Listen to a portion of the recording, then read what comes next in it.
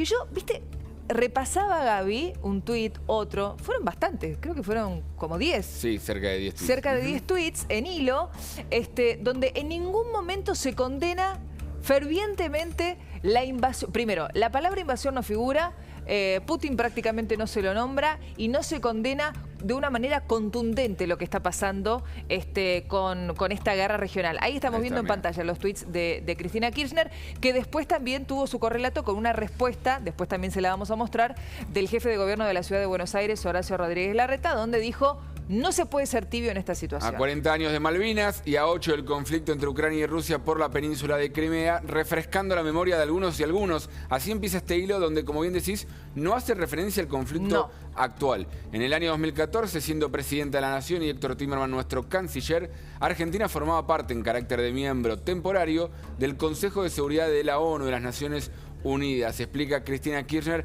en este extenso hilo que lanzó ayer a las 6 de la tarde. Estábamos en vivo acá en La Nación Más, siguiendo todas las vicisitudes, y la presidenta fijaba su postura histórica. Pasamos la inspiró el domingo, o sea, porque no habló hasta ahora. No había hablado hasta ahora y sorprendió mucho. Salió de alguna manera en defensa a su posición histórica.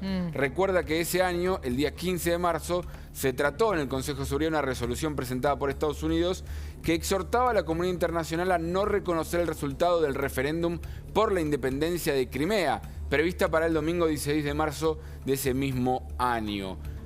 Y continúa y dice: ese día, 13 de los 15 países miembros del Consejo de Seguridad, entre ellos Argentina, votaron a favor del texto presentado por Estados Unidos, que defendía la soberanía, la independencia, la unidad y la integridad territorial de Ucrania. Acá empieza a fijar alguna señal de lo que ella piensa sobre el conflicto, sin decirlo. Y ahí dice, o sea, Argentina apoyó a Ucrania basada en el principio de integridad territorial, pilar del derecho internacional. Rusia, uno de los 5 miembros permanentes con derecho a veto, ejerció dicho privilegio y se pronunció en contra. China se abstuvo. Ahora, yo digo algo.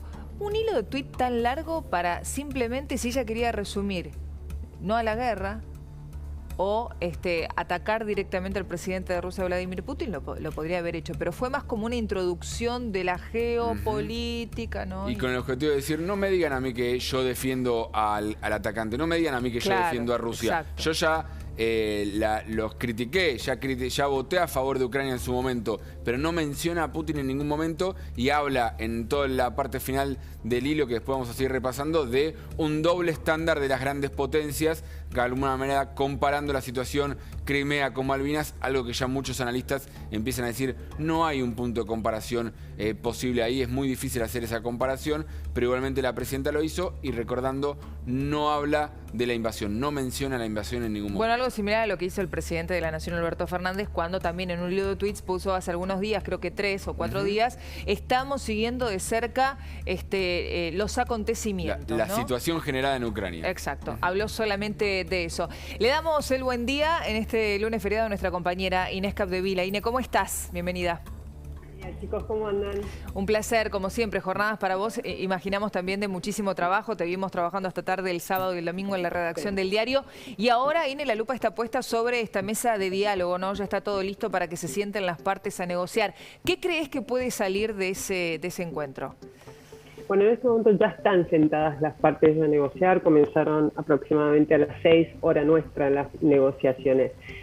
Lo que en toda negociación de paz o de incipiente paz sucede con el primer diálogo, Vivi, es un cese al fuego. A partir de concretado un cese al fuego, recién ahí se puede empezar a hablar de cómo terminar el gran conflicto, en este caso la invasión rusa.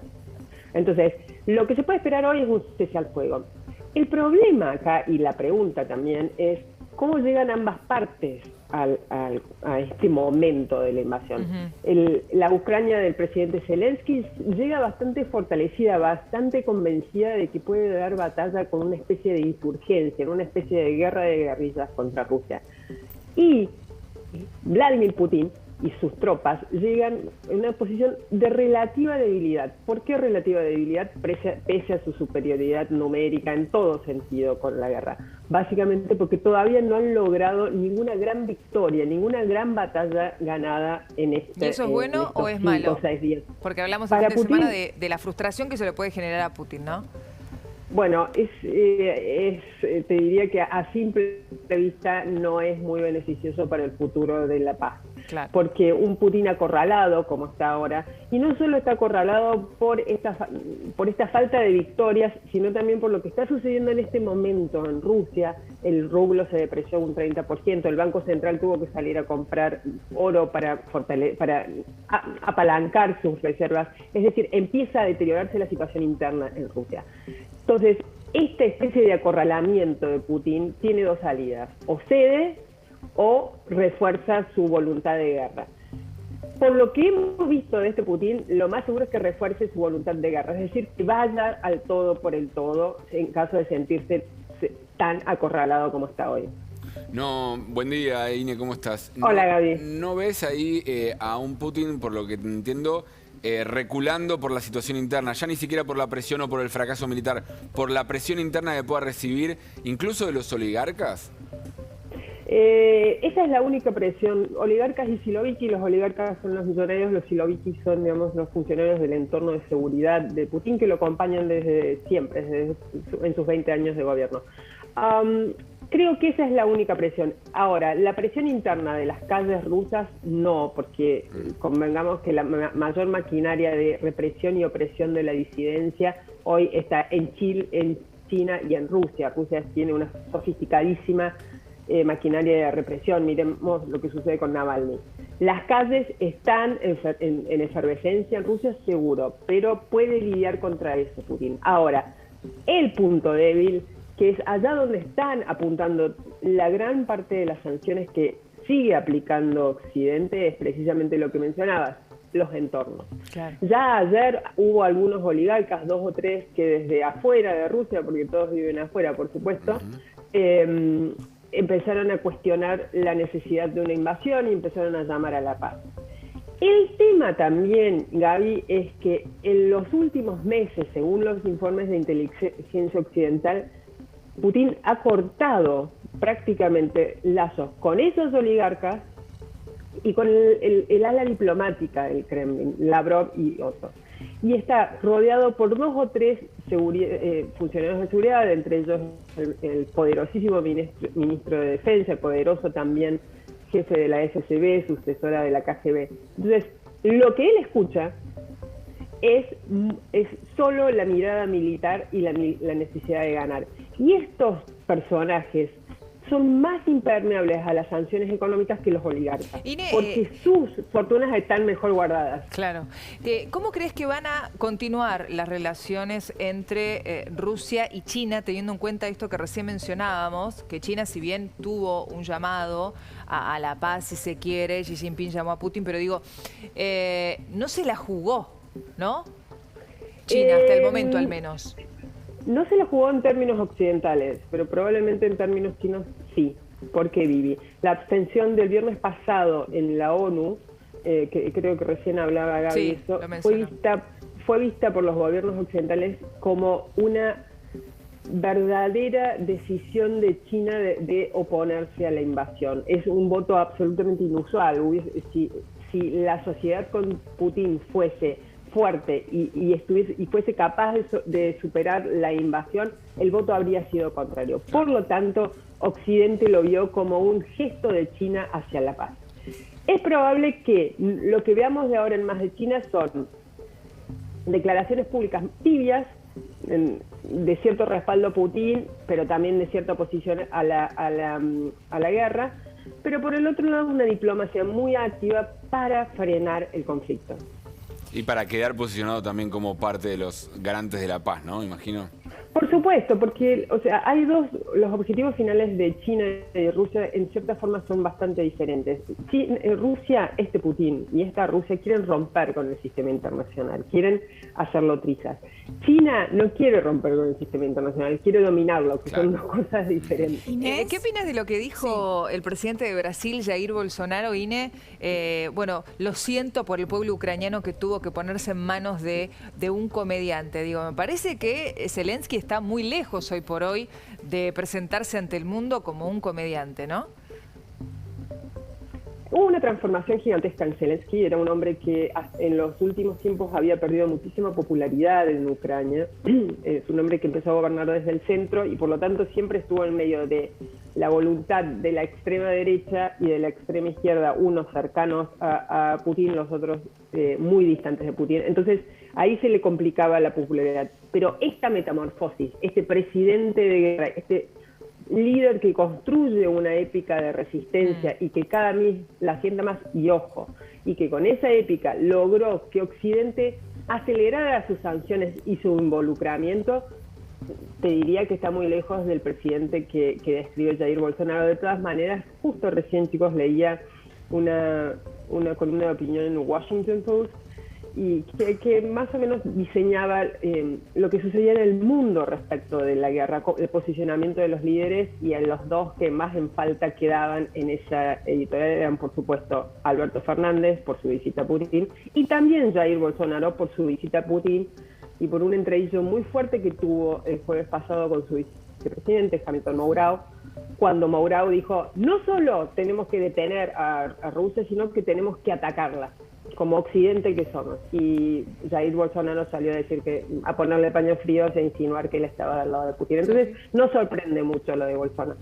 Inés, Sofía te saluda. Siguiendo este camino, hola, Sofía. ¿Cómo estás? Siguiendo este camino, me gustaría preguntarte que hace unos días nada más hablábamos de la posibilidad de que Zelensky dé un paso al costado para ponerle fin a todo esto, ¿no? Sin embargo, la resistencia ucraniana y del pueblo ucraniano cada vez se ve más firme. ¿Cuál crees entonces que podría ser el próximo paso que ocurra? Es una buena pregunta. Sí, es cada vez mayor la voluntad de los ucranianos en resistir, en levantarse contra esta opresión e invasión rusa, y por lo tanto eso es el combustible que los lleva a Zelensky a actuar, primero actuar desde las sombras, porque está escondido supuestamente en Kiev, y luego a llegar a la mesa de negociaciones con una vara más baja que la de Putin. Los términos de victoria en la mesa de negociaciones para Zelensky son menores que los de Putin. Si Zelensky logra en este momento decir un alto al fuego y una negociación con ciertos términos favorables para Ucrania, es una enorme victoria para Ucrania. No así para Putin. El término de victoria va a ser quedarse con toda Ucrania. Claro, pero ya no considerás, Inés, que la señal que teníamos la semana pasada, o la sensación que había la semana pasada era que Kiev iba a caer en un día. A lo sumo en 2 días, sí, que era inminente. Sí. Y ya se hablaba de si Putin iba a poder poner un títere o si iba a anexar Ucrania. De hecho, hoy ya cambió esa visión. De hecho, el ministro de Defensa, Ine Gaby, en las últimas horas redobló la apuesta diciendo, pero ¿dónde están las personas que iban a copar Kiev en solamente 2 horas? ¿No? Como disfrutando de esa sensación. Desafiante. Sí, ojo, chicos, que es una guerra, y una guerra puede cambiar los vientos rápidamente. Seguro. Entonces, obviamente por ahora, digamos, el problema de Putin es que no ha logrado una batalla, una gran victoria, como les decía, una batalla ganada, y la guerra lleva 5 o 6 días, y por la enorme superioridad de fuerza y armamento y logística militar y estrategia, era de prever, era de esperar que tomaran Kiev el fin de semana. No lo hicieron, es una derrota, pero es una guerra. Las derrotas pueden ser parciales y las victorias también pueden ser parciales. Ahora, ¿qué pasa en Rusia? Porque ayer tuvimos aquí en el piso a una ciudadana ucraniana que vive en Argentina desde hace 7 años, Ine, y nos decía que su tía, que vive en Rusia, cree que las noticias que llegan, en donde, por ejemplo, se confirma que los rusos no pudieron tomar Kiev, o también la segunda ciudad más importante de Ucrania, son fake news. Ellos claramente no tienen acceso a toda la información de lo que está pasando en Rusia. Sí, completamente, Vivi. Depende también en dónde en Rusia. Rusia es el país más extenso del mundo y los lugares de menor acceso, que más dependen de la comunicación oficial, que llega a través de medios sostenidos por el Kremlin, obviamente tienen esa visión. Otra cosa es la Rusia desde las ciudades, son con mayor acceso a contacto con el resto del mundo, mayor acceso a fuentes de información independiente, no necesariamente rusas, pero sí occidentales o incluso de otras partes del mundo. Entonces, ahí hay una distinción. El manejo de la información es completo por parte del Kremlin, claro. ¿no? Ayer había informes de que, por ejemplo, se prohíbe la palabra invasión, se prohíbe la palabra guerra.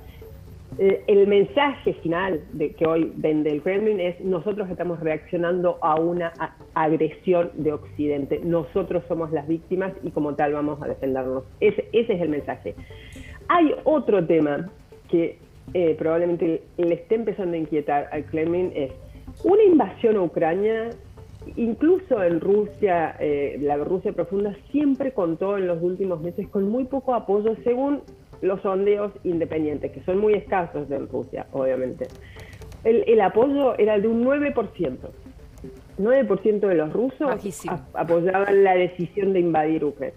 ¿Por qué? Porque los riesgos son gigantescos, porque también, y hay otra cosa fundamental, los rusos de a pie, los rusos de la calle, fueron los que sufrieron las sanciones por la anexión de Crimea en 2014. Bueno, de hecho se ve en las calles eso, ¿no? Digo, la respuesta del pueblo se ve en las calles constantemente con marchas, con movilizaciones que le cuestan caro, ¿eh? Claro. 5.000 arrestos hubo en las últimas horas, madres con chicos, no le importa nada a la policía rusa. No le importa nada, pero también que los rusos salgan a manifestarse y exponiéndose a lo que vos decías, arrestos masivos, Vivi, quiere decir también que están muy cansados. Recordemos el año pasado a esta altura las enormes movilizaciones que hubo por por el arresto de Alexei Navalny. ¿Se acuerdan? El gran líder opositor de Putin. Gigantescas las movilizaciones. Movilizaciones en más de 50, 70 ciudades. Un movimiento muy pocas veces visto en la Rusia de Putin. En 2 o 3 meses esa oposición se aplastó, desapareció. ¿Por qué? Porque la maquinaria de represión de Putin empezó a actuar a todo vapor. Sin embargo, hoy los rusos desafían nuevamente, sabiendo, con la memoria muy fresca de lo que sucedió ese año, lo mismo salen a la calle. Entonces, son todos elementos que, a pesar de este enorme conocimiento de represión que tiene el Kremlin, tiene que empezar a tomar en cuenta Putin. Pero hay que, ojo, así como recién hablábamos, que los rusos de la Rusia profunda están solo expuestos a la información oficial, a la propaganda, hay que ver si Vladimir Putin ve todo lo que está sucediendo en las calles y si no lo están bloqueando lo que sucede. Claro, eso mismo, Inés. ¿Qué pasa si Putin no logra su objetivo? ¿Crees que para el pueblo ruso va a ser bien visto o todo lo contrario, va a caer su imagen positiva? Si Putin pierde en esta guerra, exacto, es el comienzo del fin de Putin. Bueno, todo tiene un final, ¿no? Después de más de 20 años, en algún momento pero puede recordemos, no, seguro, pero él tiene pensado gobernar, hasta 2036. Bueno, es decir, quizás sus deseos no se cumplan. Es probable. Si él pierde en esta guerra, no le queda ningún centro de poder. ¿Por qué? Hoy el gran poder ruso es el poder militar, una maquinaria que se modernizó, sofisticó y agrandó enormemente en estos 8 años desde la guerra desde la anexión de Crimea. El cambio fue como la metamorfosis de Zelensky, total. Entonces, ese es el gran poder. Rusia no es una potencia económica. Rusia hoy dejó de ser una potencia cultural. Entonces, lo que le queda es un enorme poderío militar y un cierto poder diplomático que empieza claramente a perder. A mí me sigue intrigando... Sí, también falla... Sí. No, si también falla el poder militar, es el fin de Putin. Claro. No, me sigue intrigando, quizá Gaby tenga más información al respecto, o Ine, ¿qué otros acuerdos claramente tiene Argentina con Rusia para no condenar de una manera contundente, sin grises, sin medias tintas, lo que está pasando con esta invasión? No, en principio hay un tema ideológico, me parece a mí, un tema de estrategia geopolítica del peronismo a lo largo de los años, que es esta lógica del multilateralismo, de la tercera posición, de no querer quedar con uno de los dos lados, esa lógica de neutralidad que muchas veces se terminó rompiendo a último momento. En la Segunda Guerra Mundial se rompe a último momento esa neutralidad. Hay que ver ahora también cómo termina jugando Argentina en las Naciones Unidas como gobierno, porque hasta ahora las palabras de la vicepresidenta son como vicepresidenta a título personal. El gobierno está teniendo su propia postura con matices diferentes a la de Cristina Kirchner Hay una ayer. diferencia entre Alberto y Cristina, decís. Hay una diferencia mínima, si querés. También al presidente le costó mucho decir invasión, pero por lo menos hizo un llamado al cese al fuego. Sí, por lo menos dijo, está Rusia atacando y debe cesar en esta hostilidad. Sí, claramente hay una tibieza, si uno quiere, en el análisis, en lo que plantea el gobierno argentino, y después también hay mucha necesidad económica y de inversiones. Eso está claro también. Sí, la necesidad económica y de inversiones yo no lo veo como un determinante de la postura argentina, porque es exiguo el volumen de intercambio de inversiones, menos inversiones que de comercio con Rusia. Entonces yo creo que el alineamiento tibio que tenemos con Putin y el Kremlin va por el lado que vos mencionabas, Gaby, la tercera posición, un cierto vínculo ideológico. Un componente extra también es el antinorteamericanismo de una parte del peronismo, sobre todo el kirchnerismo. Y hay otra cosa, creo que a medida que avance la ofensiva del Kremlin, que la invasión se torne cada vez más violenta y que empecemos a ver un mayor número de víctimas civiles, si falla las conversaciones que están teniendo en curso en este momento, es probable que veamos también una inclinación del gobierno a no quedar fuera del barco y condenar más fuertemente. Es que ya sería Hay demasiado. que ver, Sería demasiado. claro. Sí, bueno, pero todo es posible. Sí. En esta Argentina. En este país, por Hay supuesto. que ver una vez que termine la guerra. Hay Sí. que ver una vez que termine la guerra si este gobierno no hace de cuenta que nada sucedió y restablece ese vínculo fuerte político e ideológico que tenía con Putin, que también es un escenario. Por eso yo creo que en este mundo muy inestable al que ahora nos enfrentamos, que es mucho más inestable que hace una semana, necesitamos una diplomacia un poquito más experimentada, porque va a ser muy difícil de navegar la vinculación con el mundo a partir de ahora. Ine, un placer como siempre, gracias. Gracias, chicos. Que estés muy bien, luego. que estés muy tengan bien. un lindo día. Muy bien, nos vamos a la pausa, pero antes les recomiendo lo siguiente. Bodega Lagarde presenta su nuevo lanzamiento